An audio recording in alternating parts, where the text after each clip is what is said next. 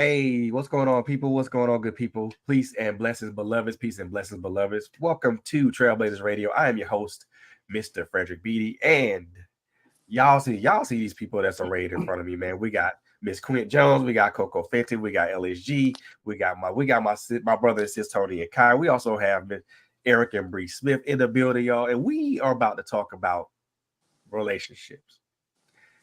Yeah, we're going to talk about that. It's a hard topic, or not necessarily a hard topic, but a topic a lot of people don't want to talk about, but we going to talk about it right here. And like I said, I got some friends with me. I got some powerful friends with me, y'all. So we're going to talk about this thing. We're going to talk about maybe one or two subjects if we even get that far. But I got a funny feeling this is going to be a part 2 and a part 3. But before we even get into any of that, man, first and foremost, thank y'all for tuning in. Continue to like and follow us on all our social media platforms. We're on Facebook. We're on Instagram. We are on YouTube. We got a YouTube channel, man. Please like and subscribe to that channel.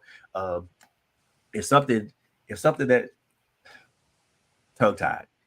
Take a look at one of our videos. If something resonates with you, do me a favor. Hit the subscribe button. Hit the bell notification so that way you will be notified of anytime we come on and things of that nature. So, with that being said, so let me introduce some people. Let me do some introductions around the room really first, but then we go jump into this subject, man. Like I said, we're talking about relationships. More importantly, we're talking about 3 things: trust, communication, and intimacy. All three are important things. Now, there's other things that make a good relationship, a good healthy relationship too, but we're going to focus on those 3 things for the time right now. So, introductions first and foremost. Like I said, I'm Frederick Beatty. In the middle of your screen is Miss LSG, also known as Tay Harris Gooden. Got Quint Jones over here to the right or to the left, if you're wherever you're watching. Eric and Bree Smith on the bottom left, if you guys are watching. Tony and Kai to the center, and also my sis Coco Fenton. So let's get into this, y'all. So first and foremost, how's everybody doing this Wednesday evening? Doing good, sir. Doing great. Yeah. No complaints. No complaints. Excellent. So, where to start? Which subject do I want to talk about first? Well, let's start with that word that starts with a T. It ends with a T. Trust. And I'll go first, and then anybody can hop in at any time. So this ain't raise your hand if you're sure or anything like that. But how I look at trust. Trust is kind of like one of the most important factors in any relationship. To me, that's like the foundation of it. That's the wooden foundation of it. That's where everything is built upon. If you don't have that, you really don't have a building. You really don't have anything to build upon. And if that trust is lost, or if it's misused, or then there's a hard time of repairing that trust. So I'm gonna start with Eric and Bree. So how do y'all feel about that particular statement, what do you do? How do you fix trust when it's broken? Oh, that's a good one. I know, because I have to agree with you. I do believe it's like the very foundation, because if you don't have trust, you don't have anything. I mean, you know what I'm saying? But when it's broken, and I feel like me and him have been going through some stuff lately. We have. But so I can, we can attest to this, but like, you know what I'm saying? It's like you gotta really dig deep, and you gotta remember, like, why are you with that person? You know what I'm saying? Like, I'm one of these people that believe, like, listen, if you a habitual cheater, I'm not about to be with you. You know what I'm saying? Right. Or if you're doing something that's very, very disrespectful, you see what I'm saying? But if you make a mistake or something, like, I'm not gonna just write you off type of thing. So as far as trusting, though, like, I had to learn to build trust with my husband, and that took a long time for me, just based upon like coming from a traumatic childhood. I was abused and things like that, so I wasn't trusting of anybody.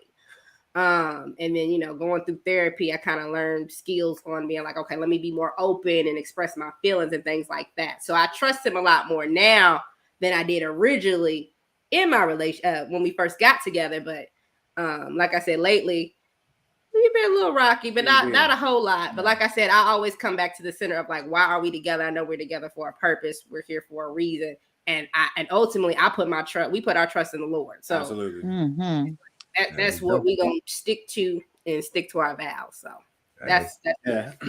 Okay, so how I would define trust in a relationship is knowing that not just your partner can be there for you, but knowing that you can be there for them, especially in like tough times. Though, and our trust, and as my wife just spoke about trusting in, like we trust in the God the Father, like our Creator, at all times, and it's just about knowing how to navigate, rocky, things. Like I know we can both attest to that, learning how to navigate the rocky things. So having that trust where you can not just, rely on your partner in tough times, but even relying on, God the Father, so you can be like, okay, like I trust this person, that you put with me, Lord.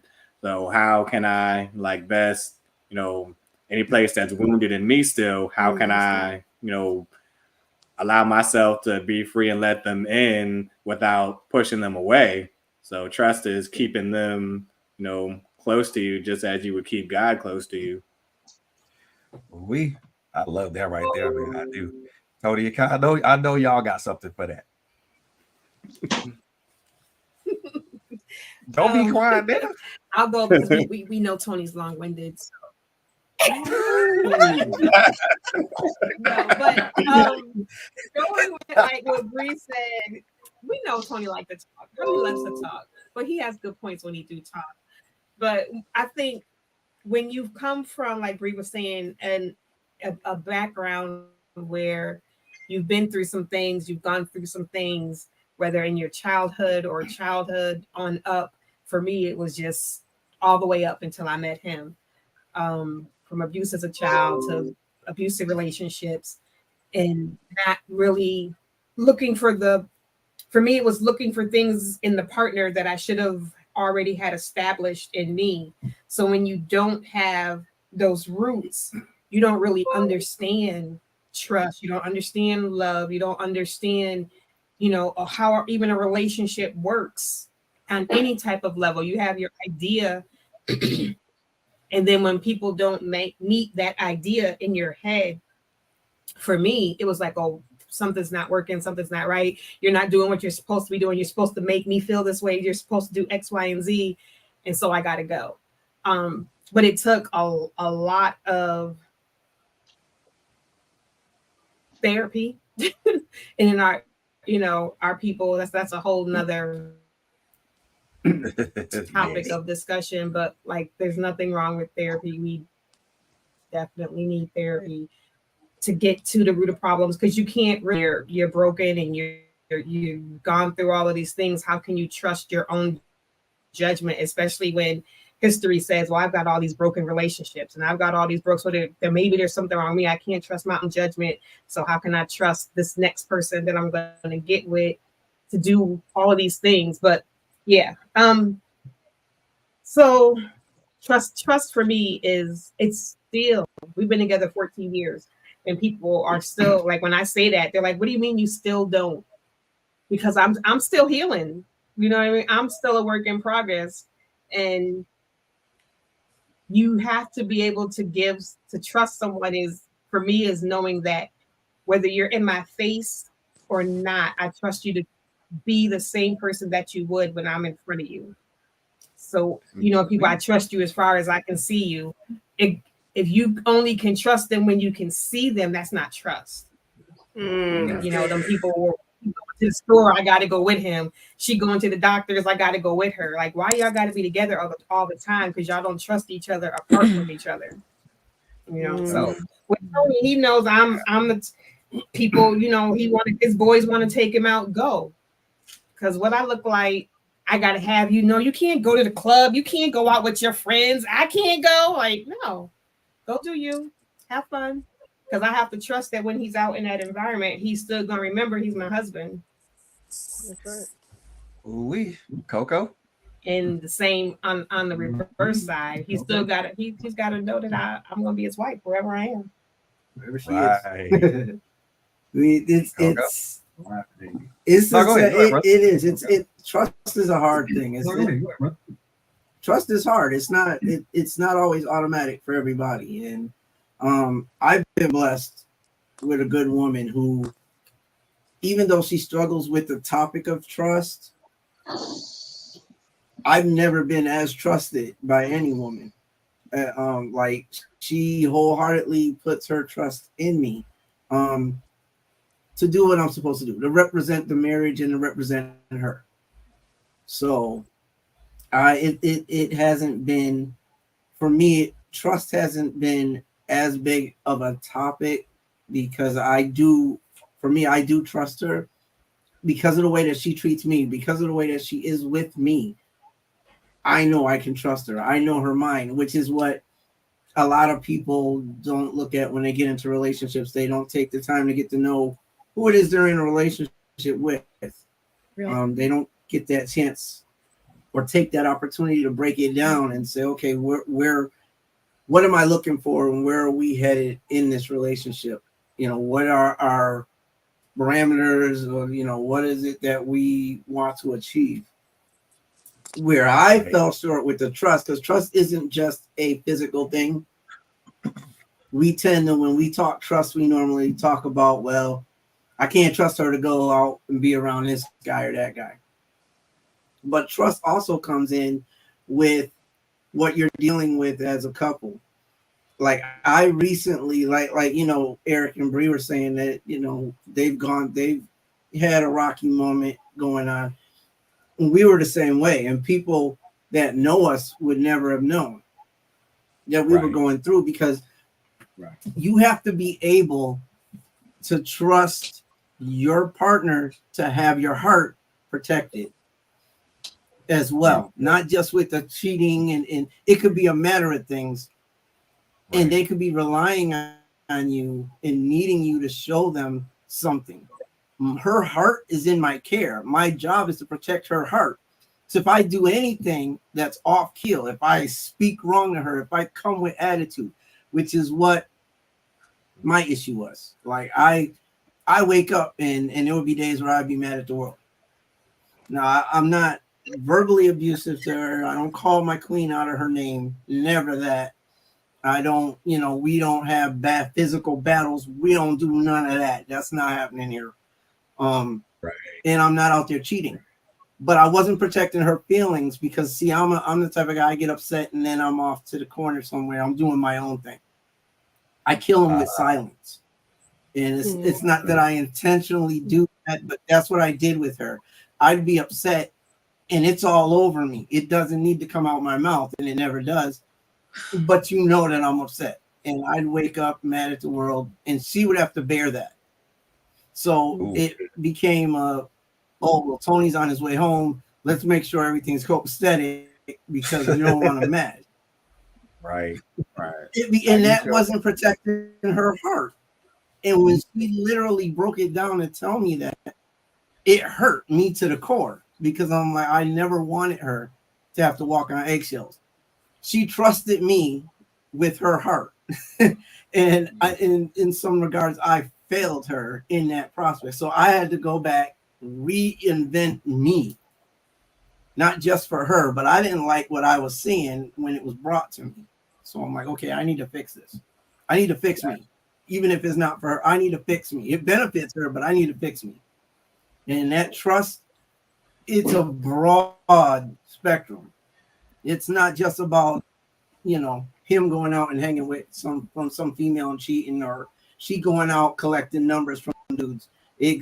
Trust is it's a bigger topic than that.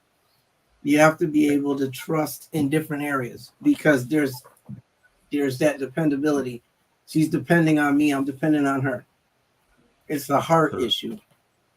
At the same time, we're not negating the cheating thing. But I'm saying it does go deeper than just the cheating thing, because we haven't had that issue.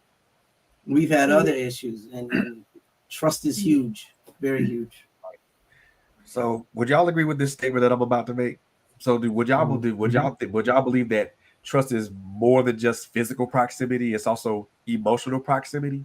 Yes. And it's like that because this is the Most thing. definitely. The biggest thing that you have to think about when it comes down to trust is this. My grandfather used to say that trust is like a car with no gas. If you don't have it, you ain't going nowhere. And then at the end of the day, trust is not just about you cheating with somebody. Trust is, can I trust you with me? Mm-hmm. Right? And so at the end of the day is if I can trust you with me, then I can trust you, right? That means no matter what I do, you got me covered. I will never leave you because you have me covered. So when it comes down to trust, my husband can go out and do whatever he wants. He can make me as mad as all could get out. It will never leave my lips why he made me mad. Ooh, Because that's I cover him. You catch what I'm saying? That's So good. you got a lot of people that have issues in their marriages. Why? Because they do not cover one another. Ooh. As they get mad at each other, it comes out and we got to vent. We want to talk about it. So we want to vent. And when you vent to the wrong people. And so instead of it being amongst you where it should be in the first place, it goes elsewhere, and that's how other people get involved in your marriage, right? Yep. So one of the biggest issues is, can I trust you with me? Once you know that you can trust yourself with your spouse, then all is good.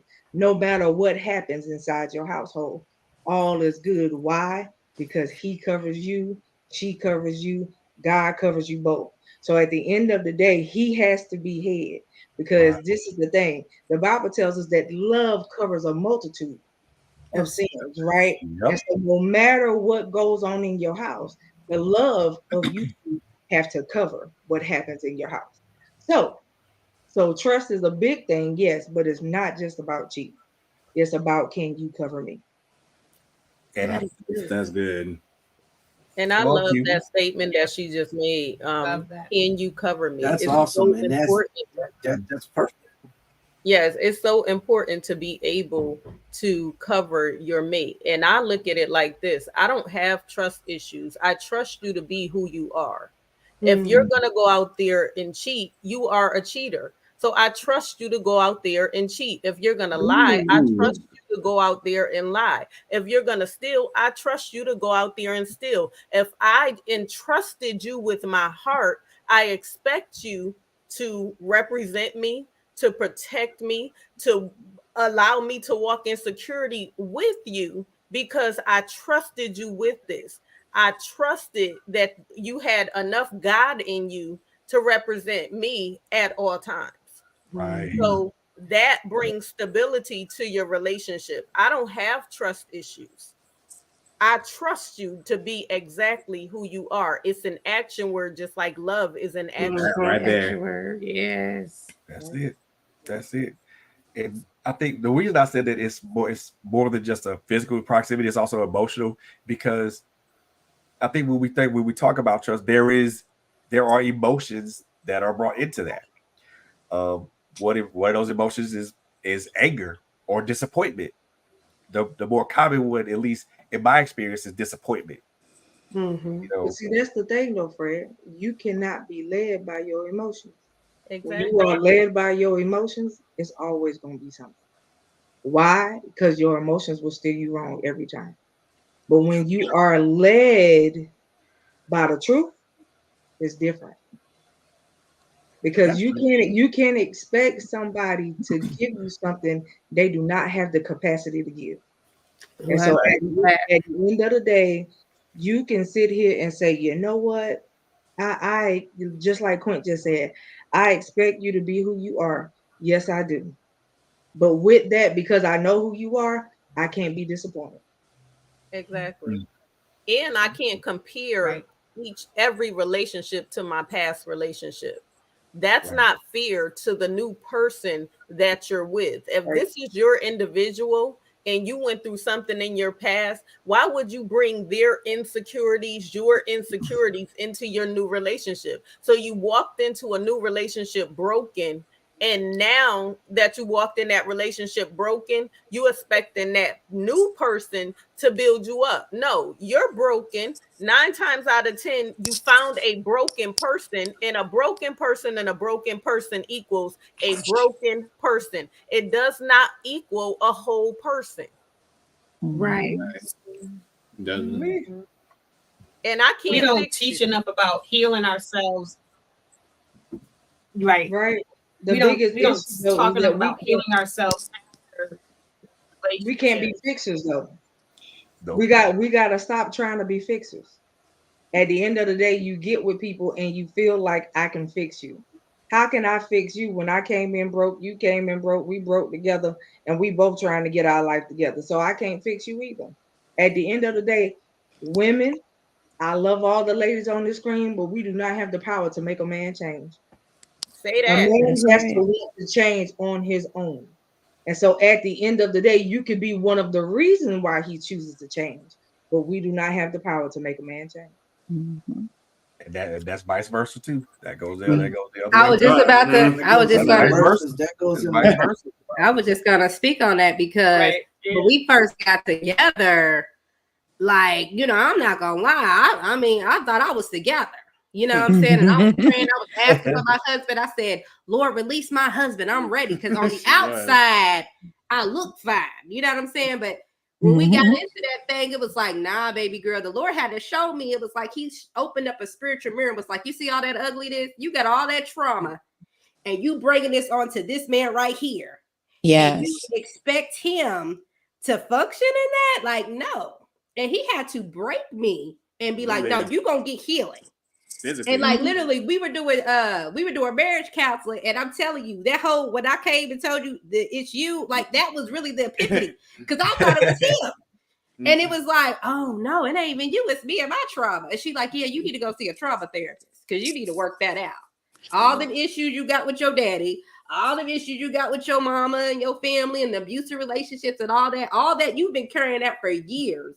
Right. And you think that you're about to function in a healthy marriage, like no. And so God had to I had to work that, and I had to work that, like Right. you know, doing the counseling, doing deliverance. I mean, literally being like, I'm fighting for my marriage. I'm gonna do what I gotta do.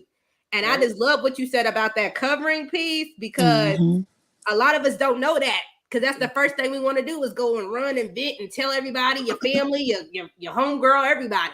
Your sister, and instead of being like, listen, what we got going on, this is what we got going on. Right. You know what I'm saying? Pray. Y'all Always just pray. pray. Just pray for us. Don't pray nothing negative. But But see what happens you know what I'm with that. Ooh-wee. Yeah. What happens with that as well that I discovered is when you go and you vent to these people, especially if they're your boy, they're your girls, they take the emotion that you got while you're talking to them and they run with that. So now if you go, you tell your best friend, and I know you told your best friend knows our situation. Now your best friend's feeling some kind of way about me.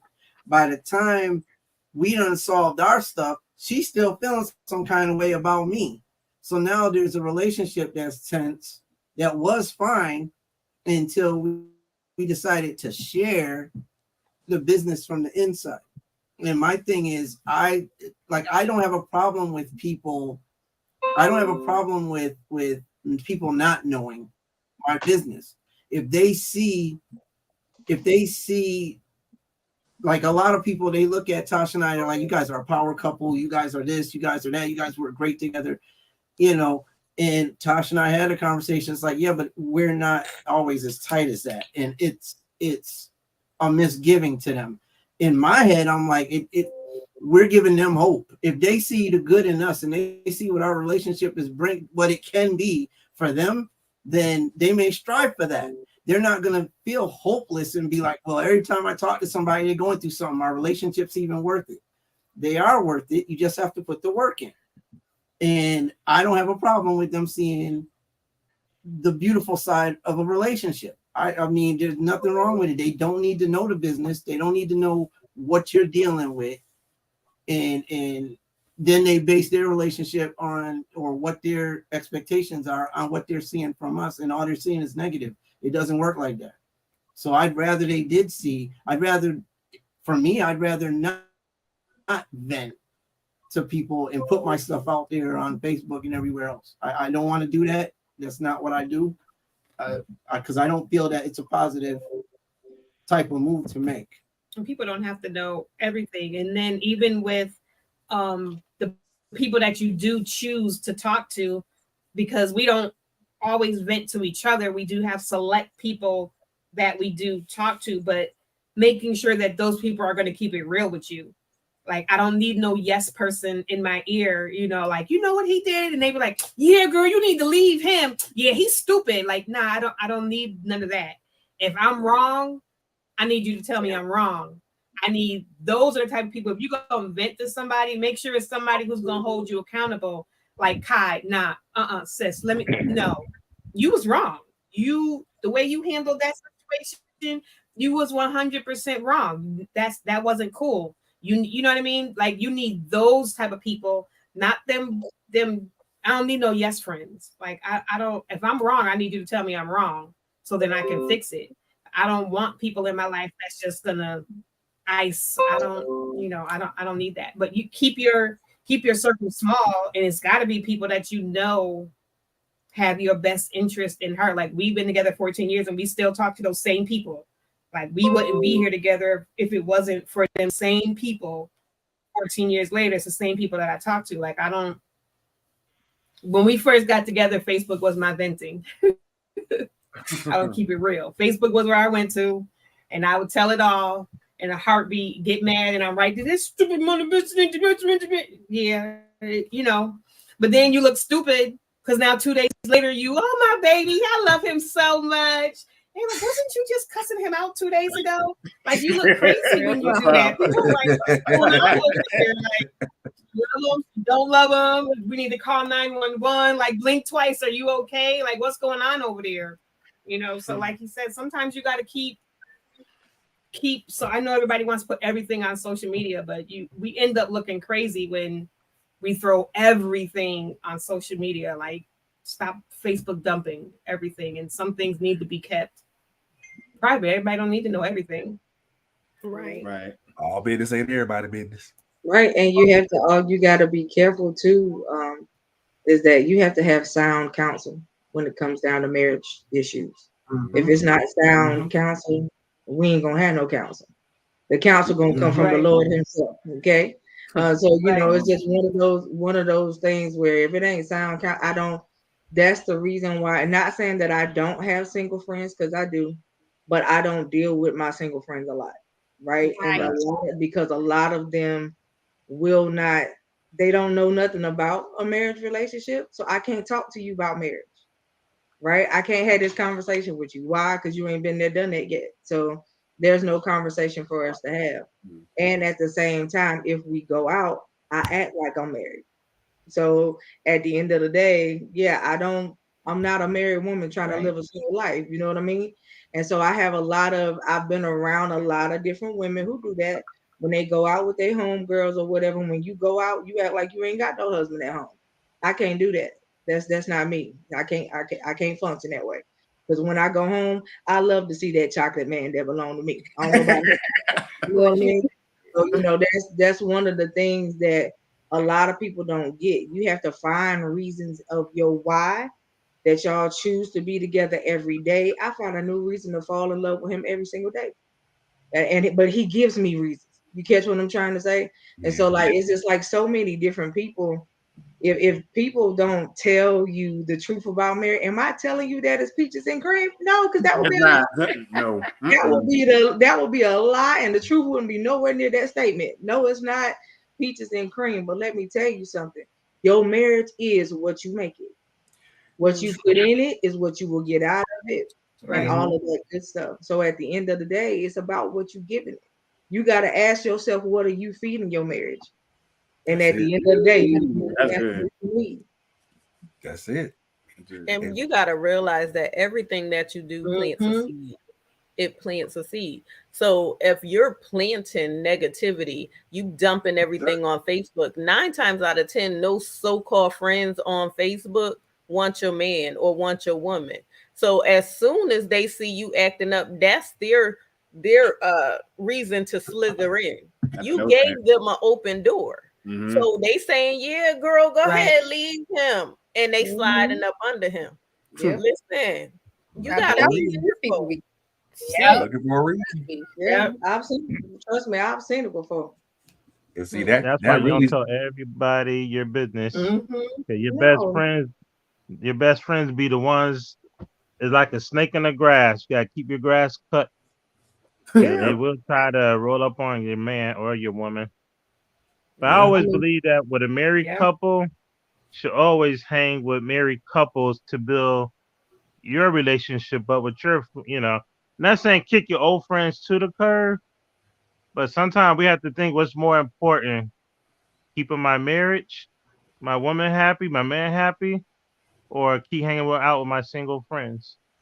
I know that's right. Right. But I always Right. believe, if you're a married couple, do things with married couple, go on trips or have get-togethers. You have to keep the spark going in your relationship. And some people is shying away from that, But you gotta keep that romance going. for sure. And You know, that really segues into The other something I thing was is talking you gotta about. Like continue to grow. it really was segued into what I was going to talk about. What are the barriers to trust anyway? Because y'all really hit the nail on the head with like talking to other people who have malicious intentions for your relationship. Like going back to Facebook or talking to people who really they don't have an interest in you. They don't want to see you be healed and like if not healed, but like work your marriage out. They want your partner. So they invite you to tell them everything so that for them that's intel. But Mm-hmm. how can they have an interest in you when you Facebook fronting most of the time? Okay, so for example, you on Facebook all lovey-dovey, but you at home and y'all can't stand each other, or y'all putting spyware on each other's phone. Y'all don't y'all have nothing. You have nothing. Your relationship is absolutely fake. That's because it's fake, but they don't want the world to know. They're gonna make it look real good. And behind closed doors, you already know they're not getting along, but they don't want the world to know. Well, see, then again, you shouldn't put everything on Facebook anyway. I can't take it. Right. Yeah, you shouldn't put everything on Facebook anyway, because Facebook could be a lot of drama. Right, because that's what I be saying. Like, even with me and him, like, I mean, people might get an occasional picture of us on Facebook, but I'm like, I ain't about to put every single thing that we do. A lot of stuff, to each its own, but I be seeing couples like everything y'all do. I'm like, so everything's always happy? Like, I don't know about that, but can y'all see the comment down on the bottom of the screen? Yeah, I see it. Yes. Okay. So critical conversations with LHG, the person said one barrier is that we are entering into relationships hemorrhaging on each other. We got major internal issues and we need to seek therapy and Jesus' biggie side. And they also said ain't no future in you front. No front. MC Bird. But ain't no future in starting a relationship when you're broken. But see, this is the thing. Most people come together in a relationship to start their relationship based on a lie. Right. And I'm going to tell you why I say that. A lot of people don't want to say that this is what happened. Well, when you meet somebody, you do not tell them that you're broken. Right. Right? So you started your relationship based on a lie. Right. Why? You catch what I'm trying to say? And so at the end of the day, this person is thinking, okay, well, I'm gonna give you 75% of me to start out because we date and we court, right? And then when you come together, like as a union all the way, I'm gonna give you 100%. But in that 75%, what did you bring to the table? You brought no generational issues with you to the table. You brought the fact that they got issues, you got issues, If you a blended family, now you got kids that also got issues, and it's so much more that's attached to the problem. But a lot of people don't like to face the issue that you started your relationship. That's why when you start a new relationship, that's why I know there's always boundaries, but be upfront. Let that person know what's going on in your life. So if they want to deal with your brokenness, yeah, deal with it together. If not, at least you know up front. Right. Or My because a bad. lot of times That's what we don't want to do. right. And a lot of women, they have something in the background. Let's be honest. They have something in the background that they're looking at that pushed them out of their current relationship because they was having issues with their relationship. So they end up talking to this other person before the relationship even ended. 'Cause they always think the grass is greener on the other side when it's not. Exactly. Well, see, Exactly. I have a question for the You couples. still gotta So this cut is it. my question for the couples, right? And Okay. you guys take turns answering it. If you would have told one another, because y'all together now, I'm sure y'all been together for quite a while. I know Tony and Key have been together for 14 years. How long have y'all been together, Eric and Bree? We've only been together Together 5, married 3. Married 3. Okay. So this is my question.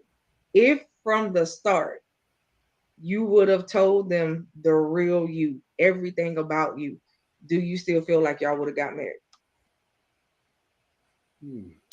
You know what? If I can be honest, and I'm real,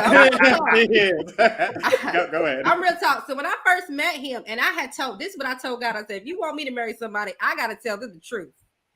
And so I told him a lot of my baggage, like this is my issues. But on his end, I remember I had to pray and I said, God, I don't want to be glass-eyed. Reveal to me what's going on. And I knew something was off. I said, something ain't right here. And I ain't that type of person. Right. So when I found out, because it's crazy, because the Lord ended up telling me that he was my husband. He's like, it's the man I chose for you. So I was like, okay, let me stop talking to everybody I'm talking to and just deal with him. Because you said it, I'm going to go by what you tell me. And when I found out, like he had, like for instance, autism, I ain't gonna lie, that wasn't in my plans. I was jobbing with nobody with autism. I'm just being real. I was, you know what I'm saying? I was like, God, this ain't what you showed me. I'm supposed to be doing X, Y, Z. How's that fit into the plans? But ultimately, I mean, I'm glad now because I know it's for a bigger purpose. But then I was just like, no, you know what I mean? And dealing with even some other stuff that I do, I was kind of like, I ain't feeling that. Even though I got my own baggage. I'm like, girl, you done told this man everything. And you sit here, you go look at him and say, you ain't gonna say his baggage. You messed up. But you know, we selfish. You know, human beings can be selfish. So that's just me. Yeah. Go ahead. What about you, Eric? And I listened to her too, but like if I were to tell her everything that was wrong, like about me that I still need to work on, my biggest thing for me was knowing that I had a disability, if I was going to be accepted by her. And, you know, this is, you know, very true and honest. Like I remember one time, I think we had a phone conversation and, you know, at the time we were at different places, like living wise. And I remember we had like a full blown conversation and I was just, you know, like she just accepted me for who I am because like in the past, like I didn't have great luck with, dates. I'm just gonna be honest with you. And she was the only one that was willing to take an interest in, you know, somebody like myself. And I literally broke down crying because I thought, man, she really loves and accepts me for who I am. And if I told her everything, like it would made me uncomfortable. I know that would have scared her more too, but it took us some trials and tribulations throughout our first year of marriage to learn like some hard truths about each other. And I'm not gonna lie, there are times where we wanted to run away and be like, no, God, like she ain't for me, or she would be thinking like, this man ain't for me, I'm about to go. Like, why'd you put both of us together right here? But you know, the Lord had to draw us back, be like, nah. And like he literally told me one time, like, hey, you need to go back home, that's your wife. Or she would be like, or I know he would tell you like, hey, that's your husband. And you know, God be like, yep, this is why you need to be together. But yeah, I'm telling you, if it was not for the Lord, because exactly. That for real, like, even in this season, like where we've been going through things, like the Lord was like, you can't look at him. I need you to remember your vow to me. You made a vow to me. And I'm like, okay, you win. And I just have to, you know what I'm saying? You just got to accept that. That's where we at, though. Right I understand how everybody's there, but yeah. All right. And you, Tony? Don't think too hard about it, bro. I'm messing with you, dog. I'm messing with you.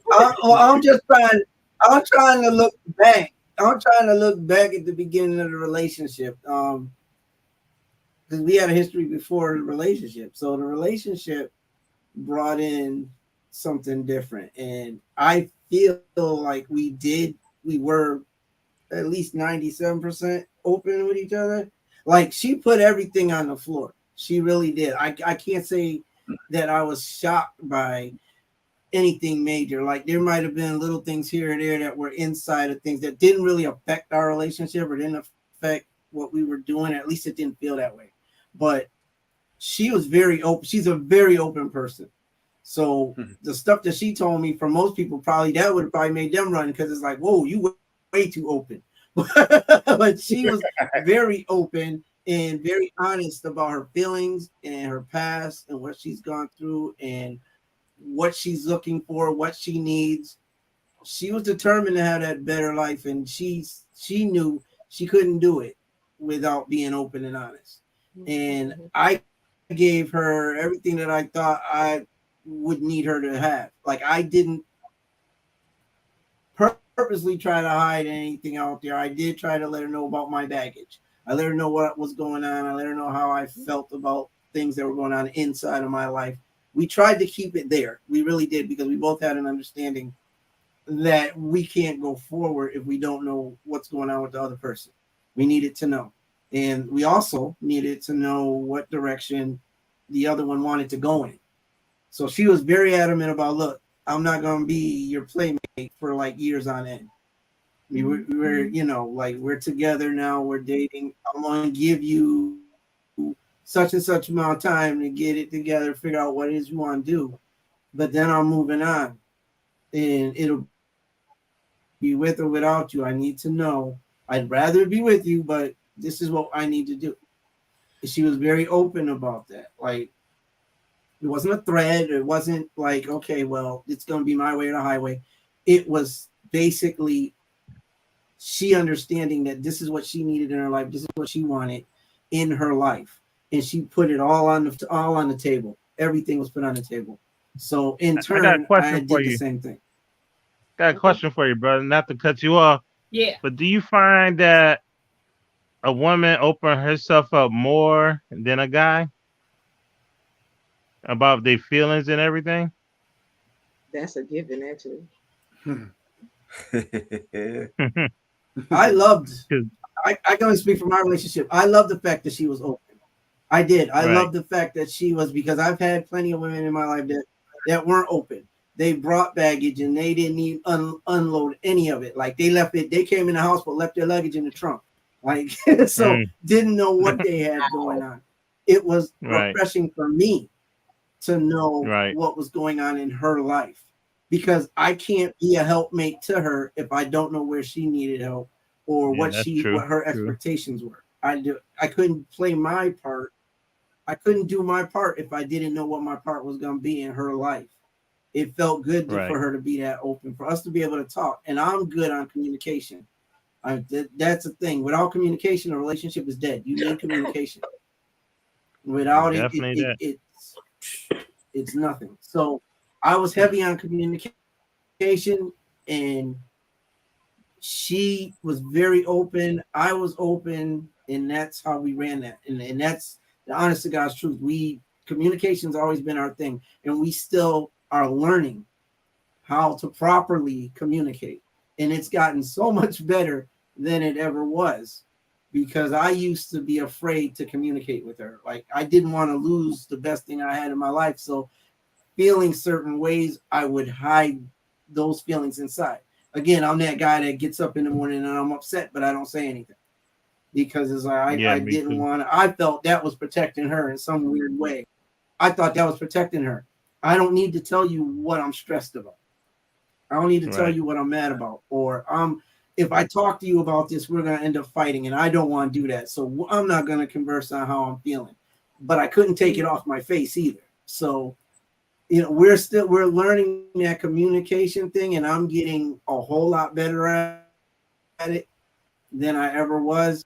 But communication's always been a thing. It has to be. Oh, your thought, Eric. Keep going, Tony. Go ahead, Yeah, Eric. you keep going. Yeah, but I can just listening to you, Tony. I can identify with that myself because that's how it was early on with us. Like we did not know how to communicate at all, and any triggering things, like we didn't know what things triggered us at the time. Like anything that would trigger us, it was like walking on eggshells with each other. It's like, oh, if I mention this to him, or if I mention this to her, then we're gonna argue, we're gonna blow up, and we'd be breaking stuff or anything like that. Cussing each other out. Yeah, it like exactly. So- And like I can identify with you, Tony, because I was there like early on in our marriage, and once we did our therapy, not just couples therapy, but we had to do our individual therapy too. Like I went through CBT therapy, and once we did the techniques that our therapists were teaching, it just made our relationship better. And even accessing ourselves individually, just having that honest communication and knowing how to communicate with each other, it really set us free. And that's when we did our deliverance about a year ago too. And it set a lot of baggage that we were carrying, like all of that has been dropped since. So let me ask this question, because we as women, we are supposed to protect our men just like they protect us. So now that you have gone through your therapy and all that good stuff, do you feel like you can trust her with your hurts, your insecurities, your anger, all that good stuff? Do you feel like you could trust her, or do you feel like they disregard your feelings? For me, I'm learning to let her in more with when I'm feeling, angry, or when I'm feeling like I'm not worth anything. And what she'll do is, and I love how you do this, babe. She'll like send like affirmations like to me, like she'll like write scriptures and like send it to me through message, because God like taught her that a few years ago too, about how man is made like in my own image. So your husband, he's like you, made in my own image, and man likes it when like you praise him, but not as an idol, but like give him accolades. And I accept those more from her, because I know that she only wants the best for me. And at first, when I was talking about the communication, I thought she was just trying to like nag me like with a hammer and a nail type deal, and like I would like crack and break. I first took it that way, but once we learned how to communicate, it's like, okay, like she only wants the best for me. And I'm learning to like even my hurts, and when I'm feeling down, like letting her in more on that, and not keeping it to myself, because as men, that's a hard thing that we have to do, and just swallow up our pride in. And then I want to add one thing to that, just also to knowing where his 100 is. So like if I know his 100 is here, then I know I need to stop. Like if I feel like I'm egging him on, or I'm doing anything that's gonna get him to that level, it's like, okay, you need to stop. And what the Lord has taught me is, when you feel like you about to argue, or you about to go to that level, you need to walk away. You need to pray to me, come to me about it. I'll address him. And so I've learned that. Like that's my secret. I'm like, okay, I ain't got it. You know what? You fine. I'll just talk to the Lord about it, and he'll deal with you. I don't have to do it. But same with him. Vice versa. Just like today, the Lord was telling me something that was like, you are a wife. You go submit. I'm like, all right, you're right. But see, it takes that, you know what I'm saying? Like I said, but he's our foundation. So I'm just trying to learn to be a godly wife, and like, all right, let me just do it this way. Even though I wasn't taught that way, I was taught completely opposite. Listen, Just learning to do that. You know? Yeah. My mama was crazy. You know what I'm saying? It's time to My learn. mama and daddy was crazy. You know. So. All right, Miss Key. I was gonna say that And you it's hard to come into relationship with a certain mindset when we didn't have that growing up. When some of us come from dysfunctional families or arguing and fighting and yelling and screaming and maybe different play daddies, you know what I mean, and all of this stuff. And then, as females or as daughters and sons, that affects us differently when we go out and now we become husbands and wives, taking that's baggage already. Our home life is our first baggage, whether it was good or not. That becomes stuff that we take. And then our friends' houses, when we go to our friends' house, how do their parents react? Is it a single family home? Whatever. A whole lot of baggage that isn't even ours yet, that is attached to us before we even start to date or start to feel that type of way or do any of that other stuff. We already have things that is already in our head starting to formulate what a relationship should be, or I'll make sure I never do that.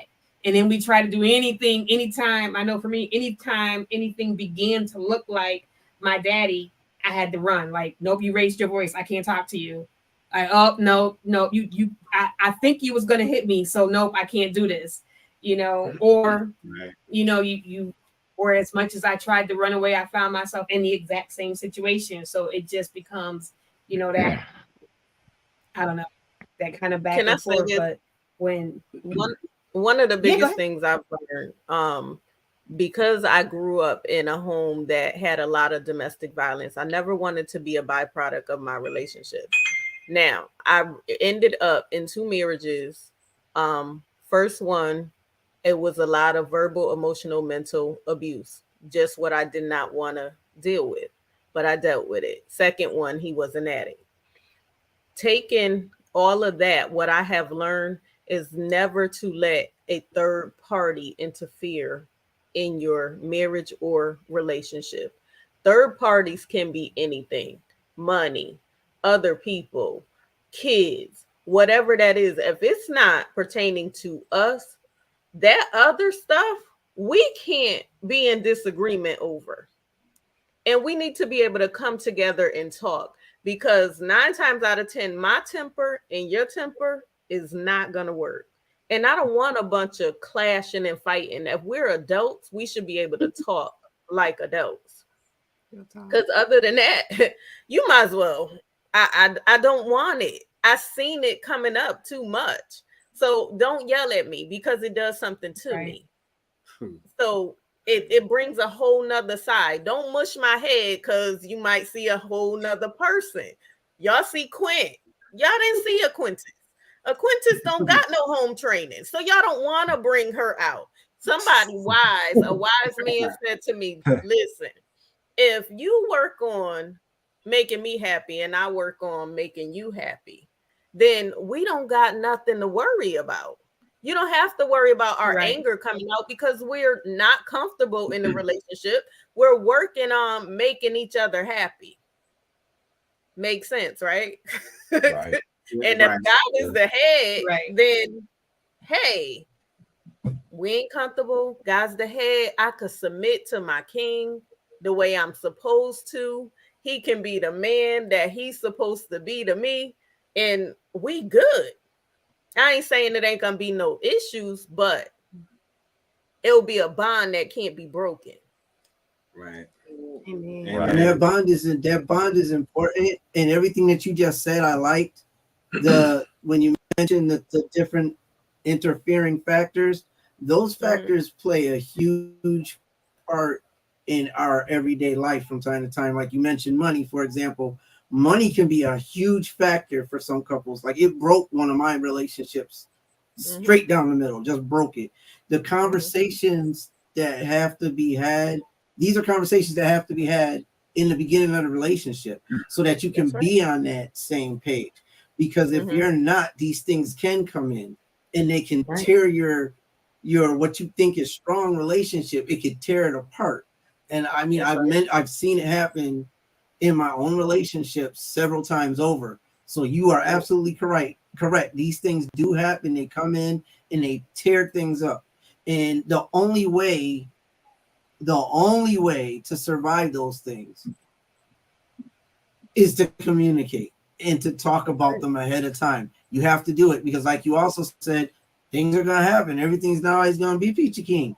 It's not. There are going to be issues that will come up. That's fine and dandy. But at the end of the day, communication is everything. And one of the questions I wanted to ask y'all, there's a lot of women on this board.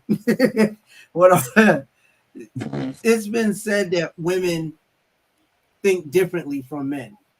We have a different mindset on certain things. When I got with my beautiful wife, she told me one of the major arguments we had was that I saw everything in black and white. As a man, she sees, as a woman, she said there are gray areas and you're not seeing the gray area. And I'm like, what are you talking about? A gray area? There's no gray area. It's either this or it's that. And she's like, no, there are gray areas. And that's why we're having a problem, because you're not seeing the gray area in certain things. And there is a gray area. So the question becomes, do the women on the board agree with that? That women see the gray area and some men don't see a gray area. We tend to see things in black and white. Is there a difference in our thought process? I don't call it the gray area factor, but yes, I'm one of those people. I see everything in the full spectrum, right? So I'm one of them. Everything I do, I have to look at the bigger picture of the whole situation. Every decision you make has a reaction. And so whatever decisions we make, there's going to be a consequence behind it, whether it's good or bad. So what I do is I'm one of them that I try to assess the consequence, right? And so I'm like, okay, well, if we make this decision and it's wrong, this is what we got to deal with later on down the line. But if we don't do certain things, this is also what we got to deal with right now. So you have to weigh the options of certain things when you talk about certain areas like finances. That's important to talk about from the get-go. And to the ladies that are in the comment section listening, no, I'm not talking about you asking this dude what his credit score is. That's not what I mean. When I say talk about finances, first of all, as a man, do you pay your bills on time? That part. Because if you don't like to pay bills, I can't get with you. Okay, because that means I got to pay them, and you gonna sit back looking at me like, no, we're not doing that. That's not what we're doing. And so it's not about your credit score, because I got my own. I don't need yours, right? And so it's like one of those things that you don't have to have if you one of those type of women. Now, when we tell dudes stuff like that, you that independent. No, that's not what I mean. You came to me as an addition, right? That means if I already had what I had before I got with you, baby, you are a addition, not a subtraction. You don't come here to take away. You come to add on to what I want. And so at the end of the day, that's the biggest thing right there. A lot of people don't look at that, and they don't assess that part. We are additions. That's what we are when we get together. We are additions. We add on and we be fruitful and we multiply. That's what we finna do. We finna multiply. And so at the end of the day, we're not subtracting nothing. The only thing we subtracting is negativity. Look, and the word tells you, he who findeth the wife findeth a good thing and obtaineth favor. Don't forget that your wife is your favor. She prays for you. She sees things further than what you can see. And sometimes she stroke your ego and she'll make you think that you had that idea and let you go ahead with it.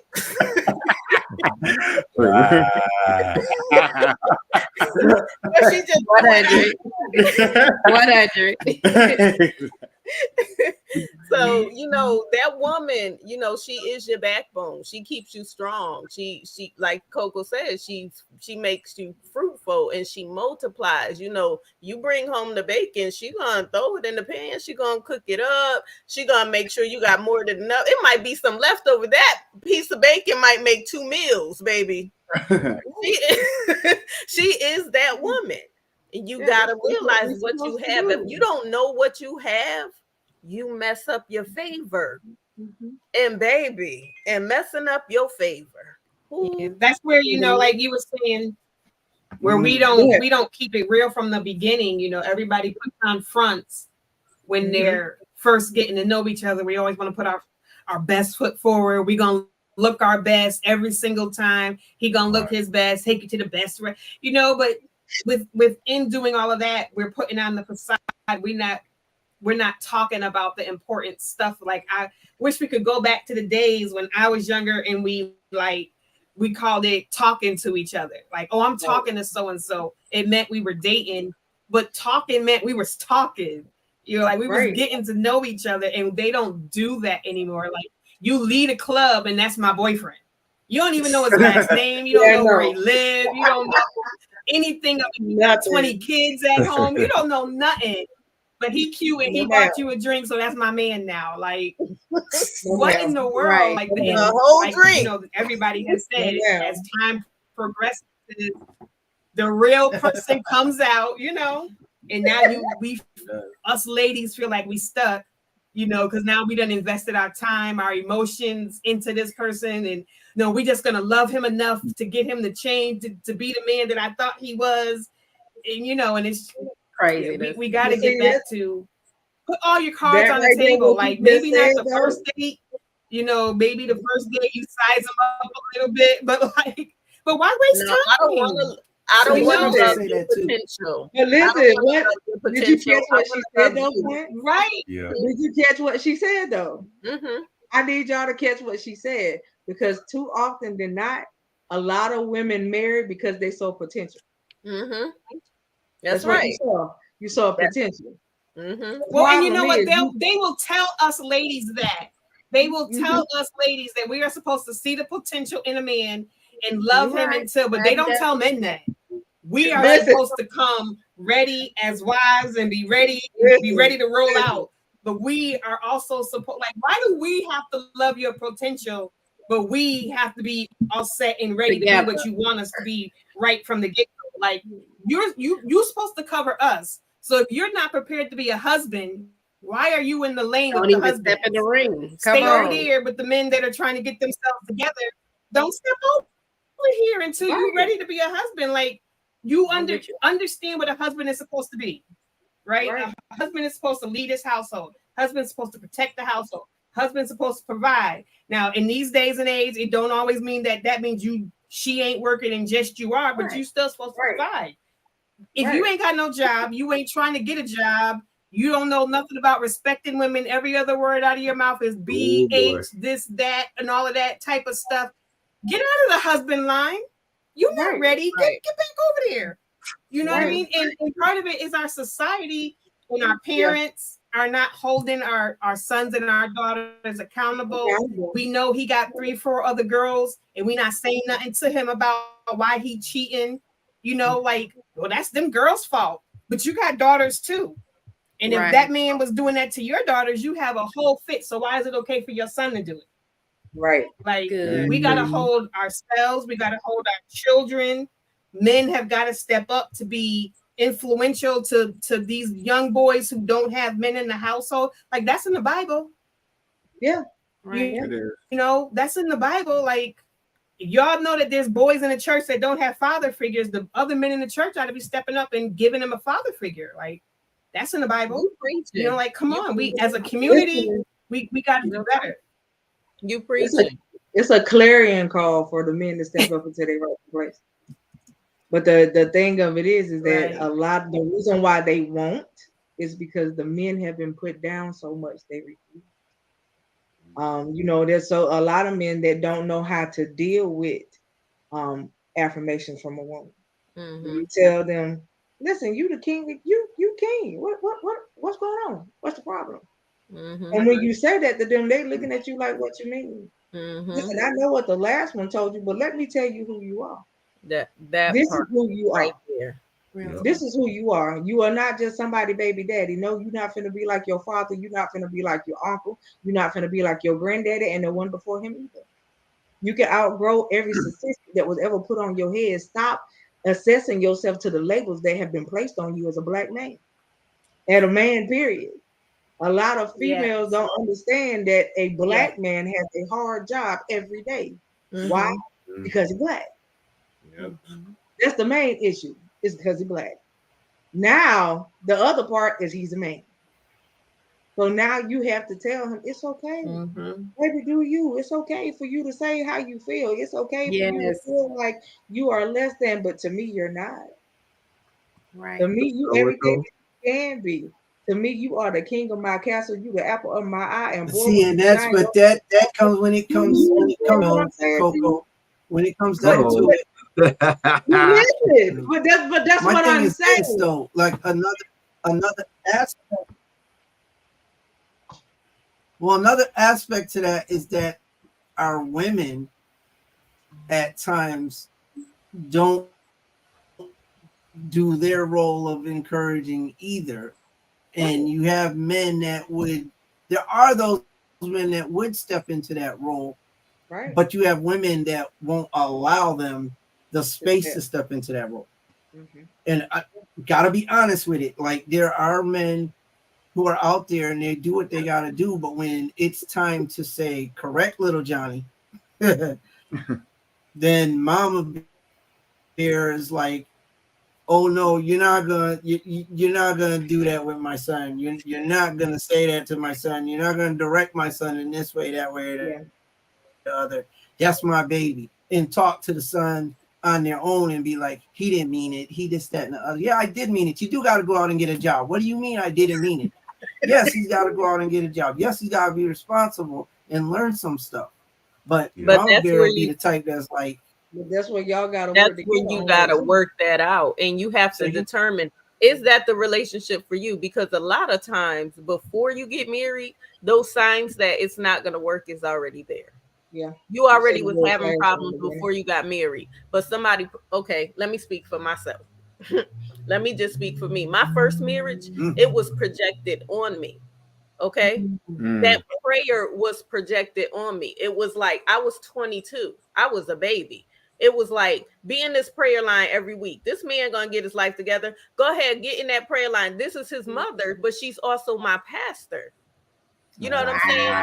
So that's being projected on me to the point where we arguing, we fighting. I was pregnant out of wedlock. I jumped out my car because he mushed my head. I done punched him in the face. I told y'all Quintus don't got no home training. My car done rolled into another car. Listen, I'm just being transparent up here. Okay. So, but this was going on before the marriage. And she knew it was going on because I called the cops on him. And you know what she said? Oh, you trying to hurt me. But how? I got a black eye and I'm 5 months pregnant. But this is going on and you get manipulated into something that you knew had no God in it. Come on. Or you did not know because once again, you just want to do what's right by God. And this pastor that you admire because you're a babe in Christ is telling you this is what's right. So you marry into something that you should have never married into. You better preach that.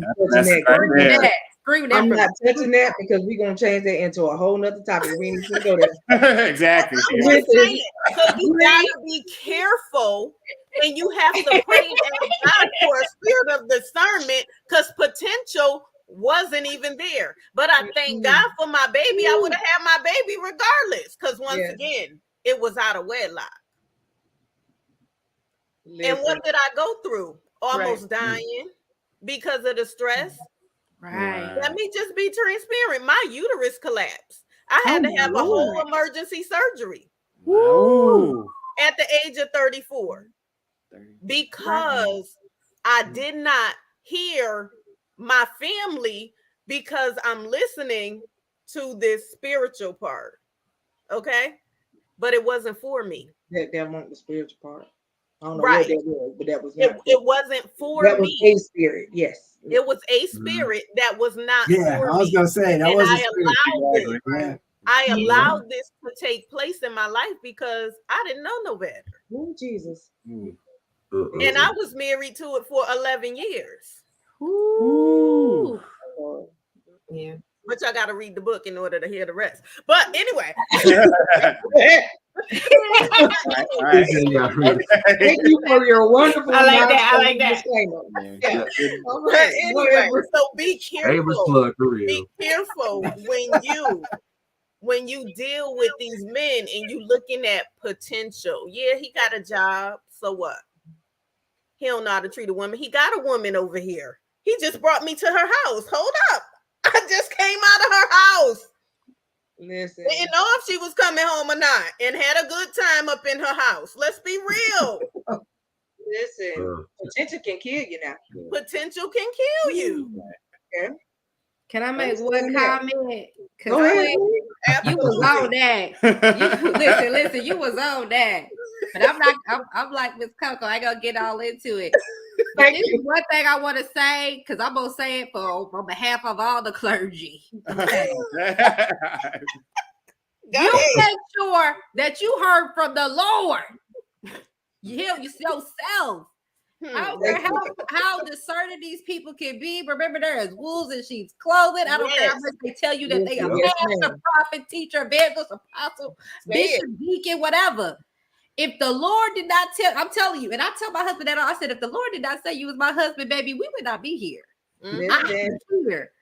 And that, you know what I'm saying? So, we got to be careful out there. So I'm just saying, that was my only little plug. Like, y'all be careful. I love it. I love it. That tell people, like, they'll tell them, like, no, I don't care who you are. That was just like when we was, when we first got married. And I told my husband, I said, I love our pastors, but they too, like our old pastors, I said, they too biased. They were.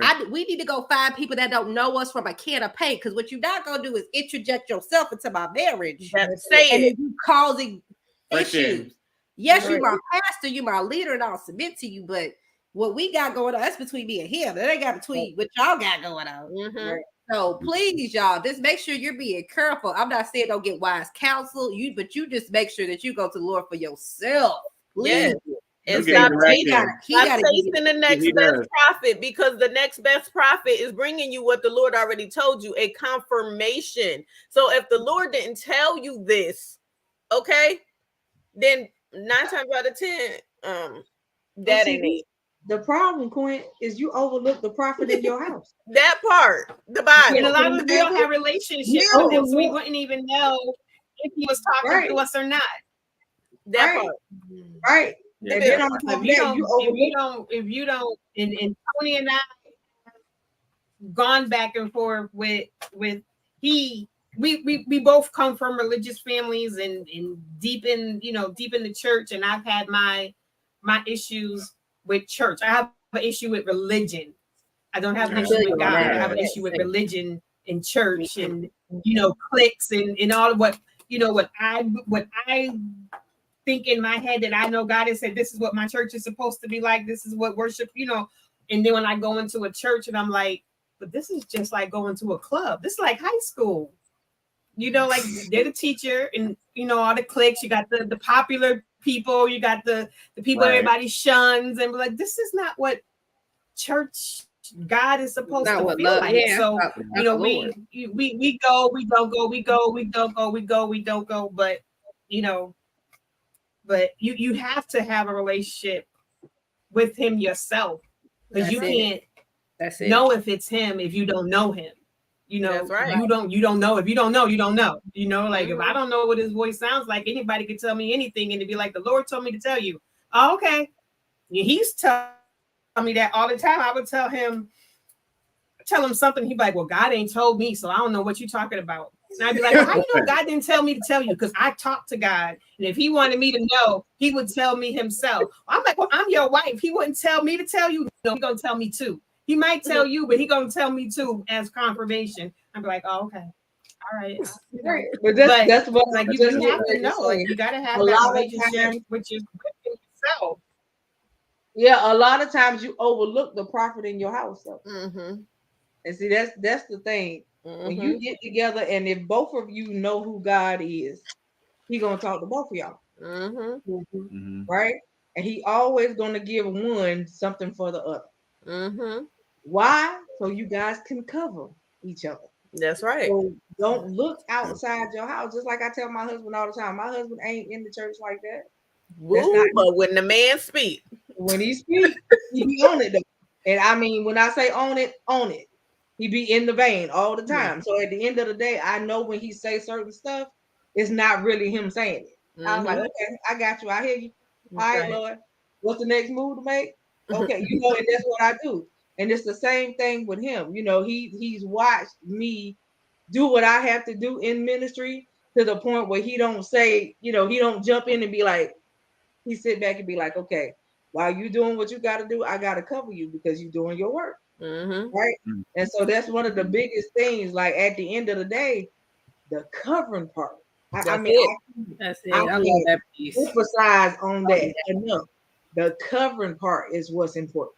Amen. At the end of the day. Because I promise you, Tony, can nobody cover Key like you cover Key? Can nobody else cover Tony like you cover him? Why? Because that's y'all stuff. That's right. Everybody know y'all stuff like y'all know y'all stuff. Right. And when you bring other people into it, they add on stuff that ain't there. It's just like a third party verifier. Right. You know how people call you on the phone? Excuse me, my name is this Miss Such and Such? I would just put over to you so I could verify your information. Can you da? I'm not verifying nothing with you. That's right. You're not my spouse. We're not having this conversation. And we cut it just that quick. Me and my spouse have never had an argument. We don't argue. That's not something that we do. Why? Because we're not going to argue in here. My house is very peaceful and we can keep it. That's right. So when people come in my house, people are like, it's so calm in here. This is how it is all the time. You come in here, want to sit down and go to sleep and not go home. I will throw you a blanket and tell you to get out tomorrow. That's what we're gonna do. So that's what we do. But I make it so that when people come in, you're inviting like that. You catch what I'm trying to say? At your home, because ministry starts at home. That's right. Your home has to be inviting like that. If your home ain't inviting to the two of y'all, it ain't gonna be invited to nobody else. That's good. That's good. And so it's just like one of those things when you sit down and you be telling folks, like they be like, "Oh yeah, we act like we roommates." What do you mean? You whole live husband and wife. Where we get roommates from? Exactly. So now you telling me not only are y'all passing each other coming in and out your house, you don't even sleep in the same bed. The Bible tells you that you don't let the sun go down on your wrath. And so at the end of the day, no ma'am, no sir, we ain't sleeping in no separate rooms. I know. Your side of the bed over there, and just to make you mad, I'm gonna sleep on your side. You can have mine. That's what we do. We're not going to separate rooms. We're not doing that, because when you do that, you give the enemy room. That's right. Now. Right. You crack the door open and now he finna take it. That's right. Right. And so a lot of people don't understand that when the enemy come in, you be trying to figure out how he got there. You let him in. Yeah. And so you can't blame. Go ahead, Free. No. You keep going. I was like, just bring it up there. You let him in. So you have to be careful. The Bible tells you to guard your gates, right? So at the end of the day, your gates is your eyes, your ears, your mouth.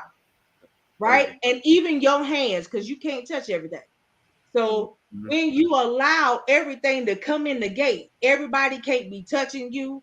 You can't accept things from everybody. That's not how that works. When you hear stuff, it's the negative stuff that keep people bound. That's right. The positive stuff is that break chains. And so a lot of people don't do the opposite.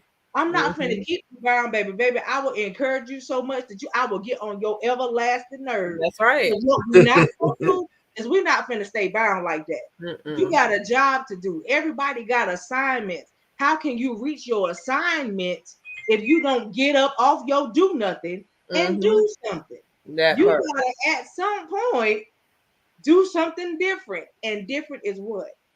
I'm finna cover you, baby. You cover me. Mm-hmm. It's about us. We got stuff we gotta build. We got assignments, and right now we're not in proper position to receive our assignment. Mm-hmm. That's good. That's good. That's real good. And so now, as a married couple, we got to do better. Mm-hmm. Why? You have assignments. Mm-hmm. So you tell me how many assignments have you aborted because you weren't where you were supposed to be? Ooh, You preach. conviction. And so, yeah, like that's the whole point. When y'all get together, you don't marry. I didn't marry my husband just because I loved him. Right. You married for the assignment. We got assignment. Purpose. Yes, we have assignment, baby. I know we got a whole lot of purpose. Yeah. We got assignment. And I know that one of the assignments is to disrupt the enemy's kingdom. I know that's right. Number one. And so at the end of the day, in order to do that, we have to do what God told us to do. Right? And like I said, even though my husband ain't in the church, he don't like religion either. That is not his thing. So I understand you, Miss Keith. Trust me. At the end of the day, the thing is, you know God. Can't nobody take your relationship that you got with God away from you. Can't nobody tell you what he has not done, how he did it, because they won't there when you got saved. They won't there when he brought you through it. They won't there when you got to live it. And boo-boo, they not there right now. That's right. That's it. That's it. And so can't nobody else tell you how to make something work. Why? Because you have your own relationship that you have to walk out on That's your right. own. And so for me, if I could speak anything into the marriages, is that you live your marriage on purpose every day. I don't care what it look like. I don't care what it feel like. But baby, don't you let nobody come between you. Why? Because you got a major job to do as a couple. As a couple, you disrupt so much stuff. This is the reason why people don't want to see y'all together. Mm-hmm. That's the problem. You going through right now because people don't want to see you get to where you're supposed to get. Nobody wants to see you make it to your predestined place as a unit. So it's always going to be something coming, but you got to be prepared for what's coming. And how you prepare yourself is y'all coming. Right. And can I say this too? Don't ever sit up in the church house angry at each other, because people are looking at you and they know when it's real and when it's fake. Okay. 9 times out of 10, if somebody says something about your husband, most people are going to look at the wife to see if what they said is true. Because if the wife reacts in a certain way, I promise you they're going to be like, that ain't what he's standing up to. That ain't what he living up to. A church could disrupt a marriage. It did it to mine. It will if you let it. Big time. And it's not the church. It's not the church. It's the people. The people. So don't allow it to happen ever. From this day forward, what y'all got going on in your household belongs to you, God. And if you in counseling, get your counseling, but handle it healthy, in a healthy manner. Right. Y'all got to love each other like never before, because if the enemy could tear down the head, that's the head of your household. Everything is disrupted. It's God, it's the husband, and then the wife being the weaker vessel, and then the children. Don't allow the children to manipulate the marriage. Come on. They good at it. But this is the other thing too that you also have to understand, is that the enemy don't come after the husband first. He go after the wife. He come after the wife. He go after the wife. Why? Because he sees you as the weaker unit, but you're not. Right. If he can get to you, you'll choose not to cover him. That's where the problem comes in. So he gets you, he gets up here and he does stuff to piss you off. And then every time you look at him, you pissed off. But you never said why you were so pissed off. Right. You never stop to think, wait a minute. Mm-mm, mm-mm. Not today. This is not what we're doing today. And sometimes you got to stop and you got to do that gut check so that you can stop and turn around and do the enemy check too. Mm-hmm. You know, the enemy tried. Like, oh yeah, not today, boo-boo. I need you to try something different. You know, and he don't come with nothing different. He got the same face. He just uses a different person. That's right. Right? And so that's it. He got the same face. He got the same MO. You know, nothing changes. He just uses different people to get to you. Mm-hmm. That's it. And so you have to understand what he's doing. Like, I promise you, I don't know y'all on the bottom of my screen, but I speak life into your marriage. Right. I speak health, longevity, wealth, prosperity. And when I say prosperity, I don't just mean finances. I mean as the total totality. Totality. And that bites my buttons with people in church. When you hear prosperity, everybody think about money. That's right. Maybe what happened to the rest of it? Mm-hmm. I need y'all to have good health. I need y'all to have wealth. I need y'all to be all right at the end of the day. That's the main thing, is because if you ain't got good health, you can't do what you called to do. Stuff. And so I speak life into your marriage. I speak that you live the abundant life that he called and he said that y'all could walk in. Amen. I receive it. We receive it. See? And here go the enemy. The devil is a liar. Tony and Keith Fro, they said they audio was going in and out while they was talking about. Yeah.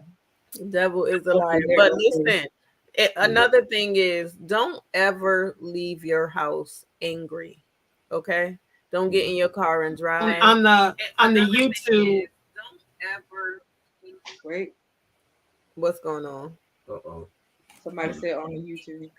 Okay. Don't get in your car and drive. Okay. Don't get in your car and drive. Just don't. Because if something happened and you didn't get to tell that person, give that person a hug and tell them I love you, now you walking in guilt for the rest of your life. Yep. Did this happen because he couldn't focus because he was too angry, or she couldn't focus because she was too angry? Don't do it. You make sure every morning before you leave your household, you give him a hug and a kiss, because that's yours and that's what God gave you. Listen, you better anoint that man, anoint that woman. Listen, I'm telling you, my grandma used to say, you better grease them down like a chicken. Grease them down. Shoes and everything else. Listen, I ain't just rubbing your head to rub it. I'm rubbing your head because I'm praying, baby. You might not know it, but I'm praying. I'm consecrating you because I got to cover you, because that's mine. That's my destiny. Right. We got purpose. Right. You put up the bloodstained banner every day. That's it. You cover yourself in the morning, noon, and night. Yeah. Do you understand? No, it should never be a waking moment where you don't think about them or your children and say, God, I just need you to be with them. That's it. It's nothing long. It ain't got to be out long. It ain't got to take no charismatic words. Nope. God cover. And then you name everything that you want him to cover. And he's going to do just that. Just that. You know, we make stuff overcomplicated when we don't have. We do. You know, living life is actually simple. Yeah. Come on. Yeah, definitely do. You know what I'm saying? Living life is actually simple. We overcomplicate it. Yes, we do. That's a true way too much. That's right. That's why I always would say, you know, there's people that have far less than we do over here in, you know, the western side of the world. There are people that are living in shacks and sleeping on dirt floors, but they are smiling and their families are happy, and the kids are outside kicking a can around like they don't even know what a ball is, but they are happy. And we over here, we got houses and cars and clothes to fill 2 and 3 closets, and we just want more and more and more and more and more and more, and we're just never satisfied. And it's a societal thing, but it's like, you know, we just want more and more. And I'm so glad that when you said prosperity doesn't just mean money, because it's what it's what we can't wait to get into church for him to say, we're going to have this and we're going to get this business and we're going to get this and we're going to get this and you're going to be rich and you're going to be, but that, more money doesn't mean less problems. More money, more problems.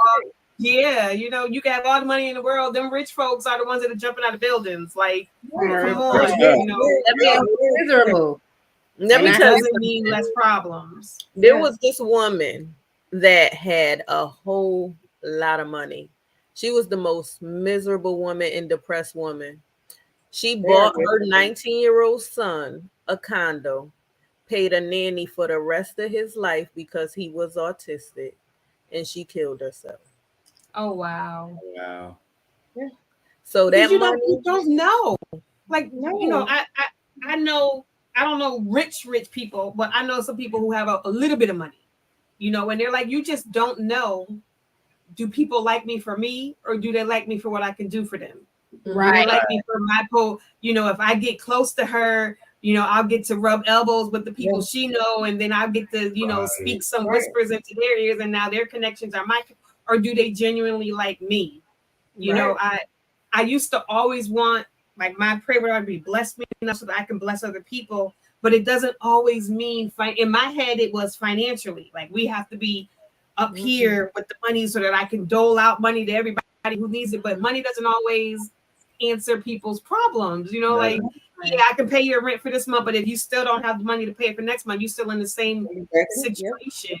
Next month I can fix it for now, but that doesn't fix the situation. Like, so there's a million different ways to be a blessing to somebody. So now my prayer is, how do you want to be a blessing? Exactly. The gift that you Right gave, there. if this is how I'm supposed to bless people, then help me to nurture this to be the blessing. Maybe that'll turn into money, maybe that won't turn into money, but as long as I can bless other people's lives, then that should be what should, make me happy, that I was able to make somebody. To me, it's like, if I just make somebody smile, because we don't even smile like that anymore. Like, people don't smile, people don't say hi to each other, people aren't friendly with each other, so it's like, if I can just make you feel good for 5 minutes, if I fluff your hair up a little bit, put some lip gloss on, you like, girl, like, yes, you made my day. That's it, But, Look, that's because it's in you to do. Exactly. Let me say this to you. It is time for you to come out the shadows, though. You understand? You've been in the shadows a long time. And this is the thing, a lot of people have played you out.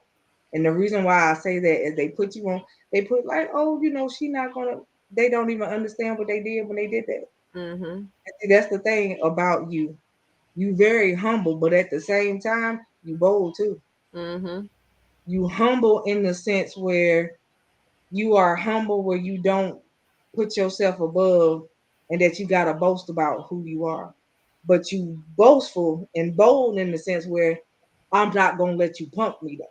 You know what I mean? And that's who you are. You are a lot, right? You an onion. You got a whole lot of layers to you. People don't understand. They haven't even got to all of the layers that they need to get to.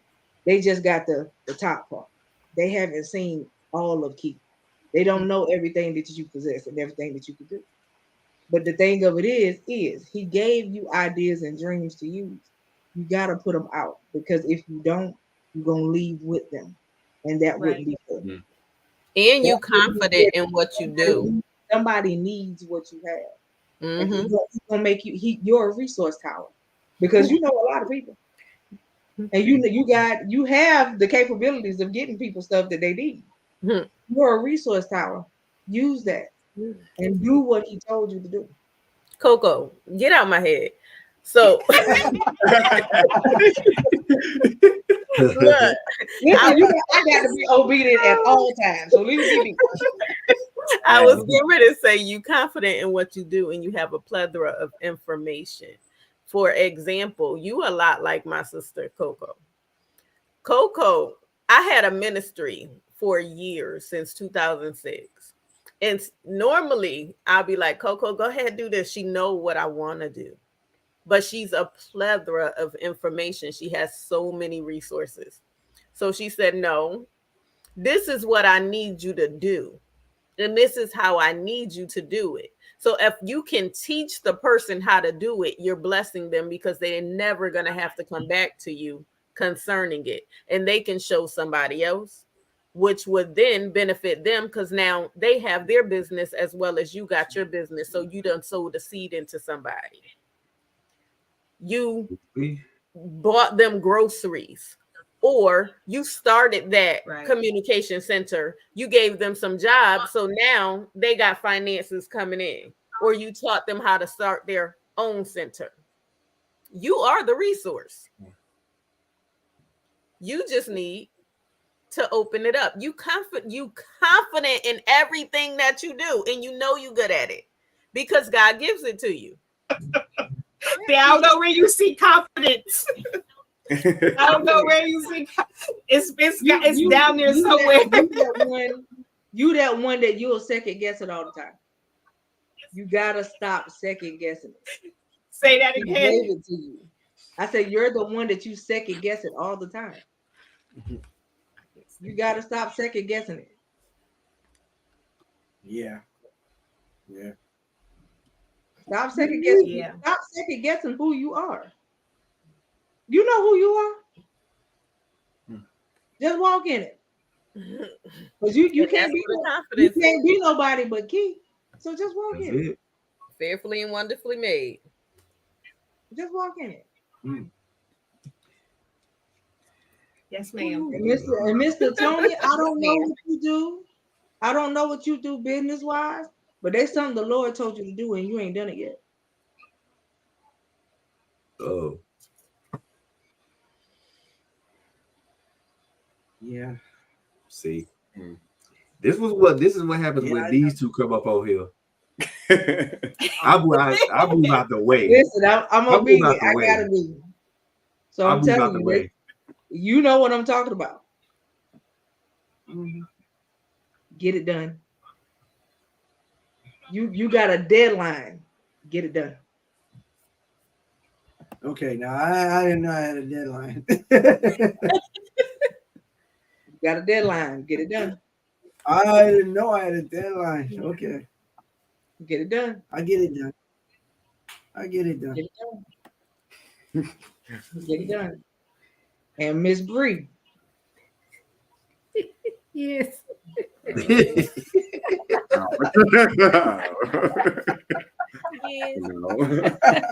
You know, Yes. the Bible tells us that many are called, but few are chosen. And you've been chosen, man. Mr. Bree.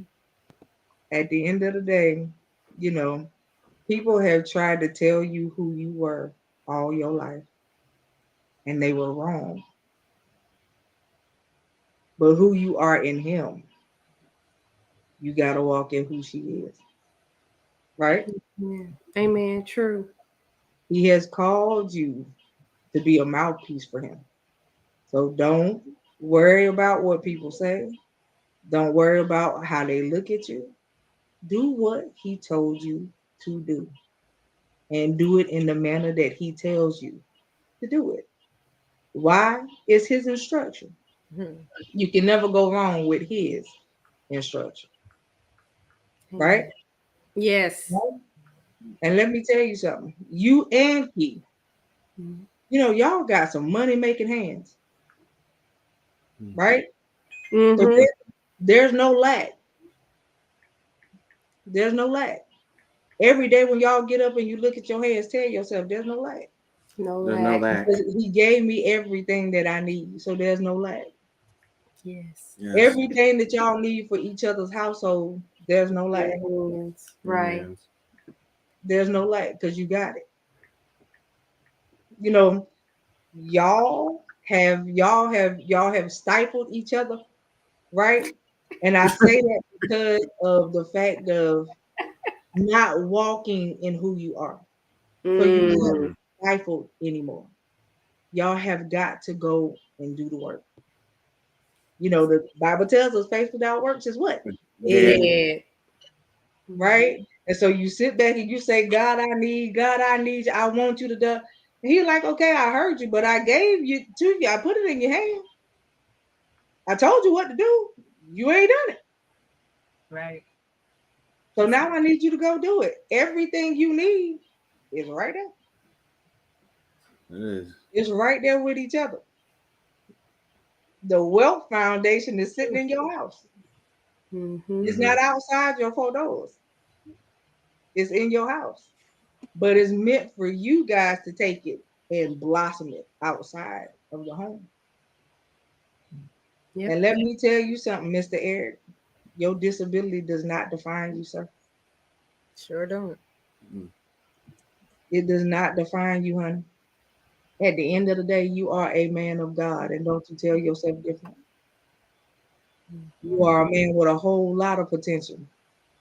And there's a whole lot in you that the world is waiting to see. You got books in you to write, so. I've been told. Okay. Yeah. You got books in you to write, so and you need to get them out. You need to tell somebody about your life story because you got a story to tell. And this is stuff that people don't know. And at the end of the day, your story is going to bless somebody else. Yep.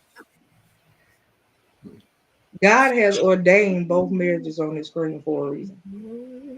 And so you need to understand what y'all working with together as a unit. Man. When I tell you it's a blessing to see. That's why I keep smiling, because I like what I see. At the end of the day, like I told you, I always see the bigger picture. But my eyes always see in the spirit realm at all times. And so I like what I see. And I can't wait to hear updates. I'll be waiting to hear updates from everybody. Because I'll be waiting to see it. I'm waiting to see websites go up. I'm waiting to hear, oh, I got a speaking engagement. I'm waiting for all of it. Because I like to support folks. So as I said, I speak life into you.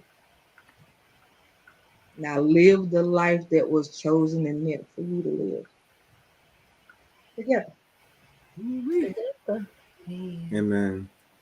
Look, that was the closing sermon and the benediction. Together. Right. Closing sermon and the benediction. Amen. We can all say amen and we can all go home. Amen. Amen. We receive it.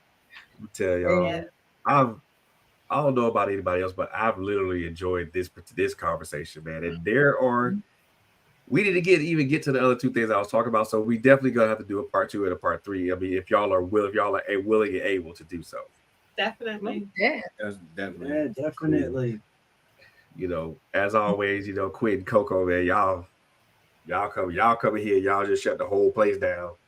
Everybody falling out on the floor, so you know.